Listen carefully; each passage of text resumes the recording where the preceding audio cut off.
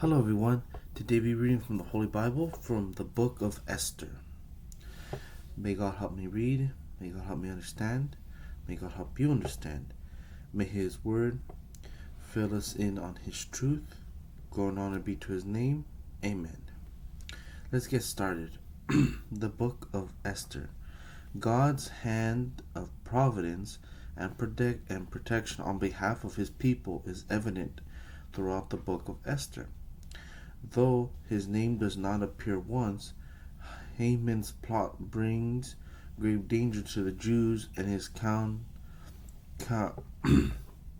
countered by the courage of beautiful Esther and the counsel of her wise cousin Mordecai, resulting in a great deliverance. The Feast of Purim becomes an annual reminder of God's faithfulness on behalf of his people. Esther's Hebrew name was Hadassah, myrtle, but her Persian name was Esther, was derived from the Persian word for star, stara. The Greek title for this book is Esther, and the Latin title is Hester. Chapter 1. Now it came to pass in the days of Ahasuerus, this is Ahasuerus, which reigned in India, even unto in Ethiopia over 127 provinces, that in those days when the king Ahasuerus sat on the throne of his kingdom, which was in Shushan the palace, in the 3rd year of his reign, he made a feast unto all his princes and his servants, the power of Persia and Media, the nobles and princes of the provinces being before him. When he shewed the riches of his glorious kingdom, and the honor of his excellent majesty, many days, even 180 days. And when these days were expired, the king made a feast unto all the people that were present in Shushan the palace, both unto great and small, 7 days in the court of the garden of the king's palace, where were white, green, and blue hangings fastened with cords of fine linen, and purple to silver rings and pillars of marble. The beds were of gold and silver upon a pavement of red and blue and white and black marble. And they gave them drink in vessels of gold, the vessels being diverse one from another, and royal wine in abundance, according to the state of the king. And the drinking was according to the law, none did compel, for so the king had appointed to all the officers of his house, that they should do according to every man's pleasure.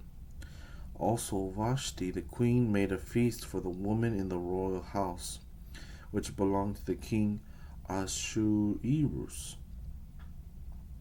On the 7th day, when the heart of the king was merry with wine, he commanded Mehuman, Biztha, Harbona, Bigtha, and Abagatha, Zethar, and Carcas, the 7 chamberlains that served in the presence of Ahasuerus king, to bring Vashti the queen before the king with the crown royal, to show the people that the princess her beauty, for she was fair to look on. But the queen Vashti refused to come at the king's commandment by his chamberlains. Therefore was the king very wroth, and his anger burned in him. Then the king said to the wise men which knew the times, for so was the king's manner toward all that knew law and judgment. And the next unto him was Karshina, Shethar, Admatha, Tarsis, Meres, Marcina, and Memuncan, 7 princes of Persia and Media, which saw the king's face, and which sat the first in the kingdom. What shall we do unto the queen Vashti according to the law? Because she had not performed the commandment of the king Ahasuerus by the chamberlains.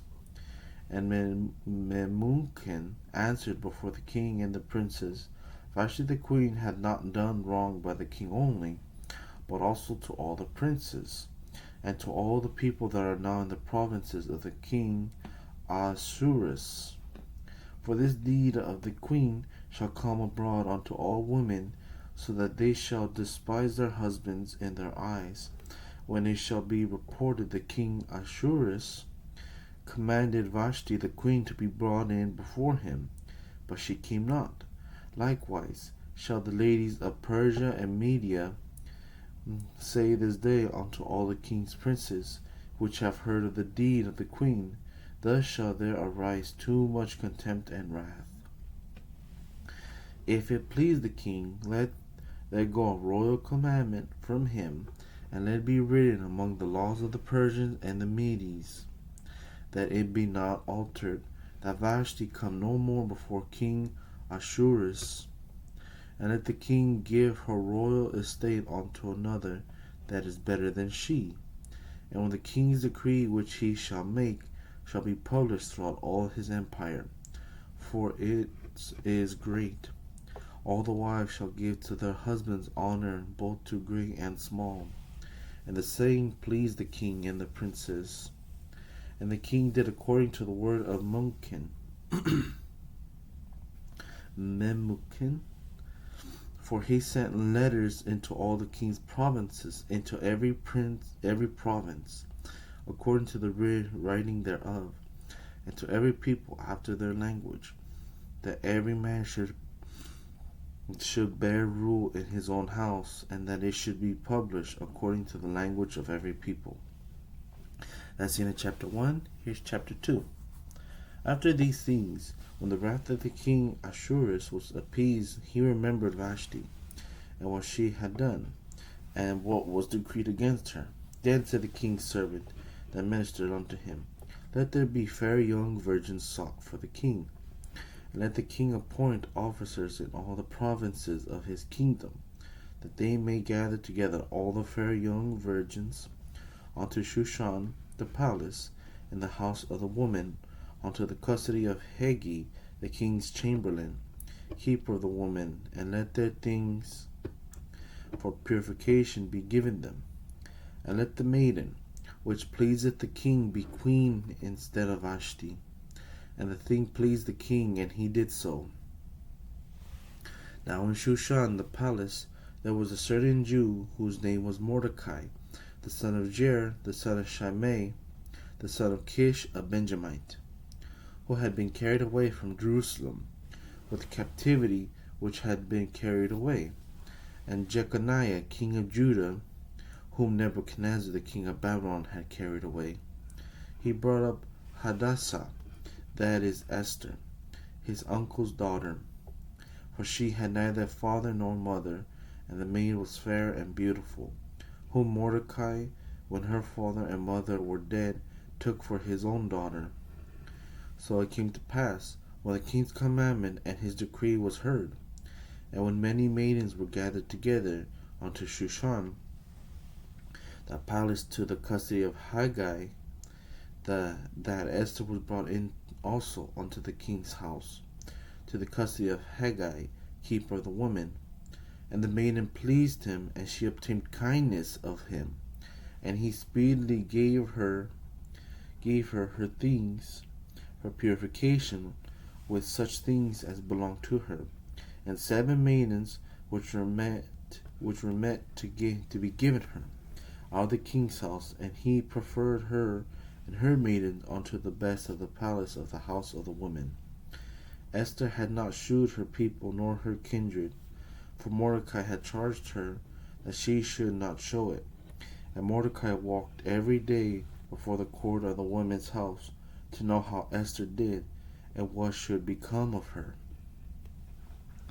Now when every maid's turn was come to go in to King Ahasuerus, after that she had been 12 months, according to the manner of the women, for so were the days of their purification accomplished, to wit 6 months with oil of myrrh, and 6 months with sweet odors, and with other things for the purifying of the women.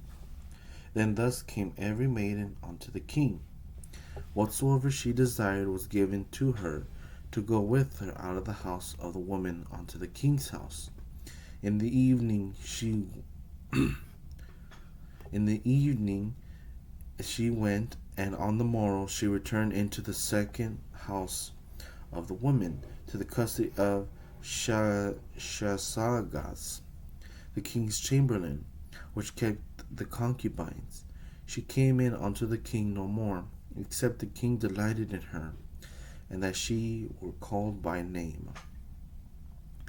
Now when the turn of Esther, the daughter of Abihail, the uncle of Mordecai, who had taken her for his daughter, was come to go in unto the king, she required nothing but what Haggai, the king's chamberlain, the keeper of the woman, appointed. And Esther obtained favor in the sight of all them that looked upon her. So Esther was taken unto King Ahasuerus into his house royal in the 10th month, which is the month of Tebeth, in the 7th year of his reign.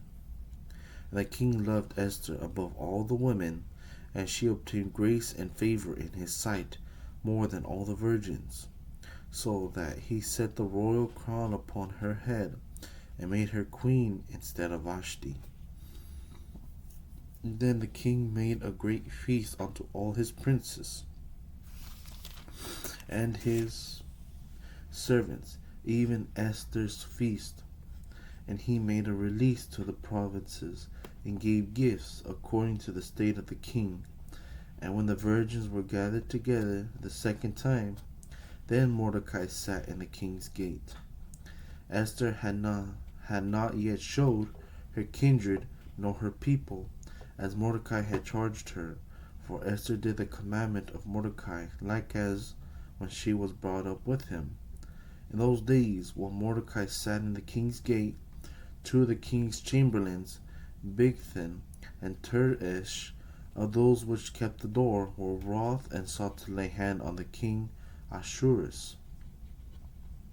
And the thing was known to Mordecai, who told it unto Esther the queen.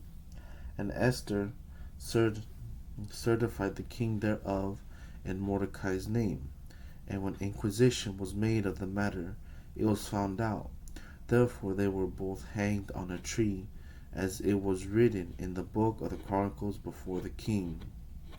That's the end of chapter 2. Here's chapter 3. After these things did King Ahasuerus promote Haman, the son of Hammedatha, the Agagite, and advanced him, and set his seat above all the princes that were with him. And all the king's servants that were in the king's gate bowed and reverenced Haman, for the king had so commanded concerning him.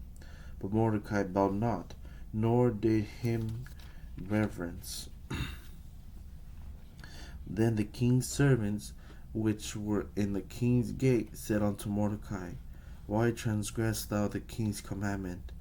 Now it came to pass, when they spake daily unto him, and he hearkened not unto them, that they told Haman, to see whether Mordecai's matter would stand, for he had told them that he was a Jew. And when Haman saw that Mordecai bowed not, nor did him reverence, then was Haman full of wrath. And he thought scorn to lay hands on Mordecai alone, for they had shewed him the people of Mordecai. Wherefore Haman sought to destroy all the Jews that were throughout the whole kingdom of Ahasuerus, even the people of Mordecai. In the first month, that is, the month Nisan, and the 12th year of King Ahasuerus, they cast pur, that is, the lot, before Haman, from day to day, and from month to month, to the 12th month, that is, the month Adar. And Haman said unto King Ahasuerus, There is a certain people scattered abroad, and dispersed among the people in all the provinces of thy kingdom, and their laws are diverse from all people, neither keep they the king's law. Therefore it is not for the king's profit to suffer them. If it please the king, let it be written, that they may be destroyed, and I will pay 10,000 talents of silver to the hands of those that have the charge of the business, to bring it into the king's treasuries. And the king took his ring from his hand and gave it unto Haman, the son of Hammedatha, the Agagite, the Jews' enemy. And the king said unto Haman, The silver is given to thee, the people also, to do with them as it seemeth good to thee. Then were the king's scribes called on the 30th day of the first month, and there was written according to all that Haman had commanded unto the king's lieutenants, and to the governors that were over every province, and to the rulers of every people of every province, according to the writing thereof, and to every people after their language, in the name of King Ahasuerus was it written, and sealed with the king's ring. And the letters were sent by post into all the king's provinces, to destroy, to kill, and to cause to perish all Jews, both young and old, little, children and women, in one day, even upon the 13th day of the 12th month. Oh, wait, let me check something. 13th. Oh, my mistake. In verse 12, it's 13th, not 30th. My mistake. 13th day of the 12th month, which is the month Adar, and to take the spoil of them for prey. The copy of the writing for commandment to be given in every province was published unto all people, that they should be ready against that day.